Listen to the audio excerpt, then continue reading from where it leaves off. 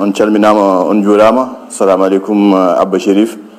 ane télévision ma 2S TV on calminama on juurama on ñaganama Allah moƴƴere on ñaage yafuya e o ko musidɗo mon Demba Ndiaye walla mbiya Abou Ousmane Ndiaye secrétaire général association de développement et de solidarité des ressortissants de Doundou en France e holto pewɗen ko Doundou Amel Samba sallah hokki en hawrude hen le 14 le 15 et le 16 février 2025 to Doundou association pour le développement et de solidarité des ressortissants de Doundou en France et association ngaji Doundou fof de développement wonɓe dans la diaspora et wonɓe Sénégal to Dakar ha Fouta enen ganni wadde les assises pour le développement de Doundou. Holko woni assise woni ko jonde Doundou wonɓe France wonɓe États-Unis wonɓe Europe wonɓe Asie jaha tawoya Doundou wonɓe Sénégal ɓe jooɗo ɓe ƴewto holno ɓe ballirta encore davantage Doundou e nder développement ko balɗe tati le 14 le 15 et le 16 février 2025 so Allah hokki en hawrude hen to Doundou fandare nde eɗen gandi association pour le développement de Doundou en France ɓooyi ligganade Doundou guila e babiraɓe men ha hande koye développement woni min ƴewta hen investissement ji mbaɗaɗi Doundou foof ma ƴewte ƴeewe holno waɗirte amélioré min ƴewta hen hol probléme aji hol saqqaji mbaɗɗi freiné développement Doundou min ƴewtu wadde trouver des solutions hol solution ngaji mbaɗeten ha Doundou ɓeydo wadde développé ha diwo oɗo nokku oɗo fannu min mbaɗ identifié kala Doundounajo to wawi wonde e nder diaspora hen woni debbo woni gorko mum min mbaɗ identifié aussi to banggue Sénégal to tous les acteurs dariɓe pour développer Doundou kamɓe fof min mbaɗi identifié min ƴeew wadde des projets concrets pour le développement de Doundou et pour ɗum ɗon noon ma mbaɗen atelier ji e nder balɗe tati ɗe waɗat atelier santé waɗat atelier éducation waɗa atelier formation professionnelle waɗa atelier assainissement entrepreneuriat environnement agriculture ndema gaynaka e awo iɗon atelier fof ma jooɗe ma waɗe yimɓe jooɗo ɓulno holno ɗiɗo fannuji fof yimɓe mbaɗirta développé Doundou ɗen gandi so ndungu ari assainissement ono wayi no wuro ngo wayata ndungu so ari eɗen mbaɗi identifié partenaire uji nana e nder Europe he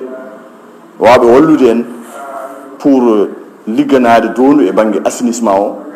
ha wasa wadde probléme o so wonde probléme so ndungu ari et pendant ɗeɗon balɗe tati kadi Doundou ma dillu min mbaɗ fifire min mbaɗ cosaan min mbaɗ pekane e dillere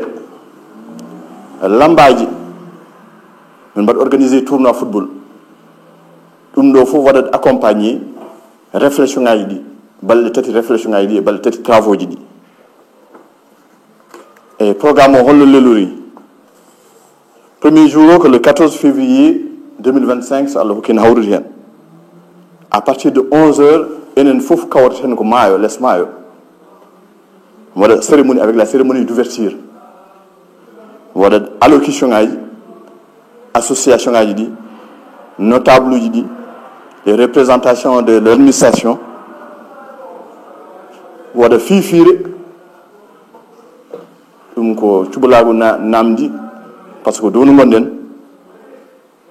à partir de 15h so yimɓe juuɗi tusubaka ha paari atelier ji ɗi yimɓe jooɗo puɗɗo golle wawɓe tawa hol ummotoɓe ga to France jahaton hol ummotoɓe Dakar jahaton hol ummotoɓe nder diaspora aussi kawroya hen hol woɗɗo aussi waɗoɓe participer à distance à partir de 15 heures ko travaux ji les travaux des ateliers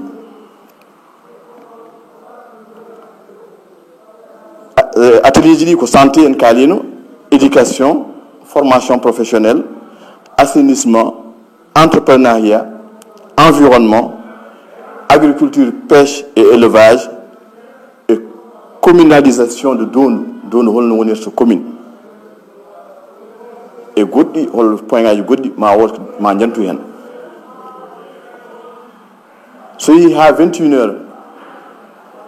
ñande hen ko cosanuji men duttoɗen men mbaɗi hirde pekane e dillere so Allah hokkino hawrude hen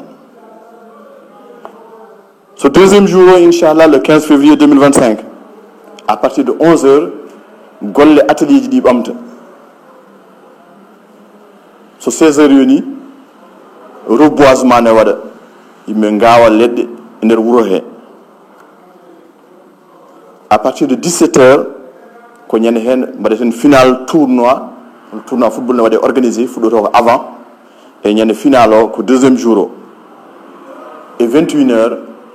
jamma ko soirée lamba troisième jour o à partir de 11 heures yimɓe mbaɗa rapport travaux ji atelier ji ɗi et synthèse travaux ji ɗi à 19 heures ko cérémonie de clôture après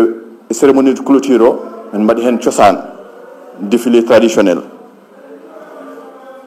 et à 21 heures ene waɗa soirée culturelle inchallah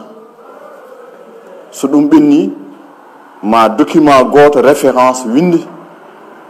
document référence o ko oɗon document huude min kutorto somin gartiga en France pour wadde des projets concrets pour le développement de Dondou kadi document o kala association de développement de Dondou gonɗo e nder diaspora he e wonɓe Sénégal ɓe kala association neɗɗo fof ma o heɓ ɗum ma association o heɓ ɗum so Allah jaaɓi ko document de référence wonata on document cadre inchallah e wona hen yimɓe tumnoto pour développement de Dondou so Allah hokkino hawrude hen eyyi mi waɗa passé Abou Mbodj haal noon en version français inchallah. Salam alaikum mes frères et sœurs d'origine de Dondou. Donc il y a une très très belle nouvelle à vous annoncer. Le 14 et 15-16 février 2025, l'association des ressortissants de Dondou organise les assises. C'est le 14 et 15 et 16 février. Donc l'objectif des assises, c'est de réfléchir avec les ressortissants de Dondou, les personnes de la diaspora, que ce soit en France ou ailleurs dans le monde, qui pendant 3 jours vont travailler sur différentes thématiques. Donc il y a 7 grandes thématiques qui ont été réfléchies et qui seront discutées pendant ces jours-là. Donc il y a la santé, l'éducation, la formation professionnelle, l'assainissement, l'entrepreneuriat, l'environnement, l'agriculture et d'autres projets.